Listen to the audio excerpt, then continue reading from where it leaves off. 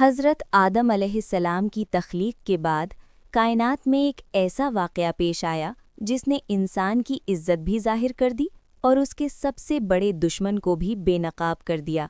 اللہ تعالیٰ نے حضرت آدم علیہ السلام کو خاص علم عطا فرمایا، پھر فرشتوں سے فرمایا کہ اگر تم سچے ہو تو ان چیزوں کے نام بتاؤ۔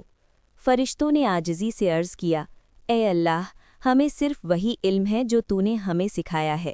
یوں یہ بات واضح ہو گئی کہ انسان کو علم اور سمجھ کی وجہ سے فضیلت عطا کی گئی ہے۔ اس کے بعد اللہ تعالیٰ نے ایک عظیم حکم دیا، فرمایا، آدم کو سجدہ کرو۔ یہ سجدہ عبادت کا نہیں تھا، بلکہ عزت، احترام اور حکم الہی کی اطاعت کا سجدہ تھا۔ تمام فرشتوں نے بغیر کسی سوال کے فوراً سجدہ کیا، کیونکہ فرشتے اللہ کے حکم کی نافرمانی نہیں کرتے۔ لیکن ان سب کے درمیان ایک ایسا بھی تھا جو سجدے میں نہ گیا، وہ تھا ابلیس۔ وہ برسوں عبادت کرنے والا اپنی عبادت پر فخر کرنے لگا۔ اس نے خود کو بڑا اور آدم کو کمتر سمجھا۔ اس نے کہا، میں آدم سے بہتر ہوں، مجھے آگ سے پیدا کیا گیا ہے اور اسے مٹی سے۔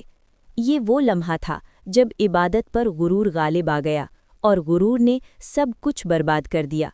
اللہ تعالیٰ نے فرمایا، تو یہاں سے نکل جا، تو تکبر کرنے والوں میں سے ہے۔ ایک لمحہ پہلے جو عبادت گزار تھا، اگلے لمحے اللہ کی رحمت سے محروم ہو گیا۔ یہ ثابت ہو گیا کہ اللہ کے نزدیک بلندی عبادت سے نہیں بلکہ عاجزی سے ملتی ہے۔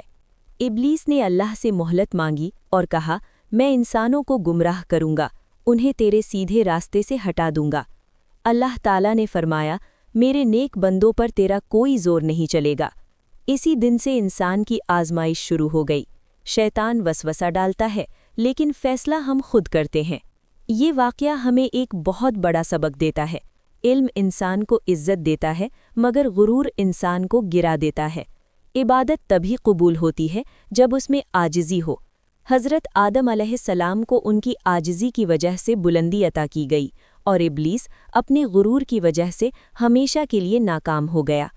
آج سوال یہ نہیں کہ ہم کتنی عبادت کرتے ہیں، سوال یہ ہے کہ ہمارے دل میں عاجزی ہے یا غرور۔ اللہ ہمیں اپنے حکم کے آگے جھکنے والا دل عطا فرمائے اور شیطان کے راستے سے بچائے۔ آمین یا رب العالمین۔